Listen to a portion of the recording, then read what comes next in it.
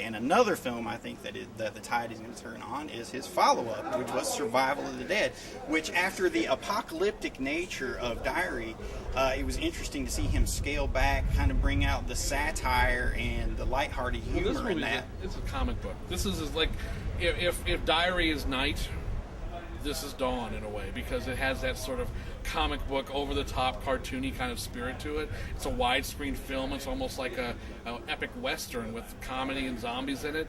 And again, George never has the desire to do the same film twice. This is completely unlike anything he's done before. It's very goofy. It's very over-the-top. And I guess people are just kind of like, George is sometimes frustrated by the fact that he doesn't seem to understand what the audience wants from it.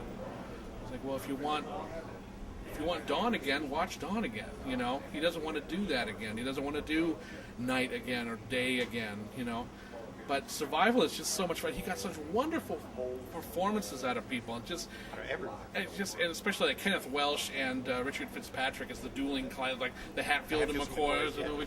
They're just so much fun to watch. You know, it's just like it's one of those movies you just sit back and just grab the popcorn and have a ball with. And there's a message in there too. It's not as quite over the top as the message in Diary is. It's not as in your face, but there's all sorts about, again, these are two families where it's like, why are you fighting right now? You should be figuring this shit out so you can save this island for yourselves. But they're too busy with old grudges against each other to ignore the zombies again.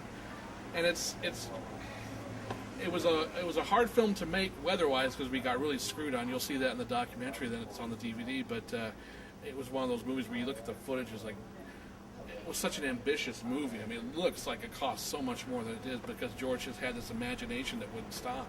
And it really pays off in that movie.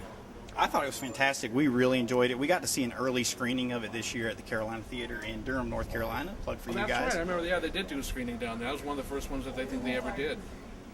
And we really enjoyed it. The crowd really seemed into it, and I think that it will find its audience like Diary and like Day did, because initially when Day came out, Day was trash. I didn't. As a matter of fact, I've gone on record saying I didn't like Day when I first saw it because I was young and I made the mistake of wanting. Okay, well, I want Dawn. I want more of that. Right. Day ain't Dawn. Day is like. Dawn is this light, happy, kind of fun adventure, apocalypse fantasy with these four characters you really think are cool, and they got biker gangs and pie fights and everything. Day is underground. Humanity's fucked. Everyone's yelling at each other. Your heroes are not particularly nice people. The military are assholes, and the one scientist who's probably got shit figured out is batshit insane. The other two other guys who are supposed to be your heroes couldn't give a fuck, and the lead female is kind of a strident bitch when you first meet her. So you're like, oh my god, I got to spend 90 minutes with these people, and it was just like, but that was George's point. By that point, humanity was at its lowest ebb, and it was only later when I was able to throw Dawn and all expectations out. I watched the movie. Whoa, this is really good. What the fuck was wrong with me? I think that's going to happen for a lot of people with Diary and Survival. I think so, and hopefully those of you watching this discussion about those films, we've helped sway you over to a little bit to appreciate everything there is in the films. And if we haven't, what the fuck is wrong with you? That's right. No, I'm serious. I want to know what the hell is wrong with you. And if you haven't given them another chance, well, I got no use for any of you. And that's right. So if you see me on the street, fuck you. That's exactly. No, I'm not being that cruel. Some people are just genuinely not going to like the movies, and that's perfectly fine. But I got no use for them. That's right. Well, before we go, there's one thing I had to ask you, and that was how did it taste eating those guts? Oh, God. Yeah, in Survival of the Dead, me and a couple other guys, Steve Barton from Dread Center, we got to tear a guy apart. It didn't taste like anything because it was all the materials and they were all latex and all sort of just... But it wouldn't have mattered anyway because it was so cold. We couldn't feel our hands after the first minute. It took 2.5 minutes almost to tear that whole body apart, and it was... Watch the documentary, you'll see what happened, because the body was frozen solid. It had been outside too long, and we couldn't tear it apart. And it was just like, oh my god, we're just pulling guts out of the George, this is really hard, ah! But it was an experience, I'll say that, but we couldn't feel our hands after it was over.